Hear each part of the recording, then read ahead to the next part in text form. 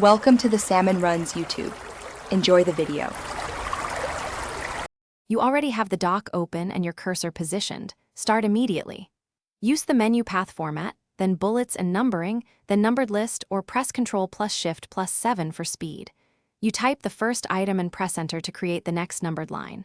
This creates a structured, machine-readable list so Google Docs can continue numbering automatically. Once done, make sure each new line is its own paragraph.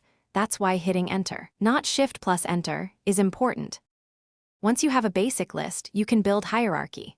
Press Tab to indent and create a sublevel, and Shift plus Tab to outdent back to the parent level. Open the list's list options to change style. For example, switch to Roman, letters, or start at a specific number, so your document follows the required convention. You should use Continue Numbering when you want a sequence to resume, or Restart Numbering when a new sequence is needed. This keeps the logic intact across sections. When you finish, press Enter twice to end the list and continue with normal text, or use Format Clear formatting to convert list items to plain paragraphs if required. If numbering breaks, for example after a pasted block, select the affected lines and choose Restart Numbering or Continue Numbering from list options.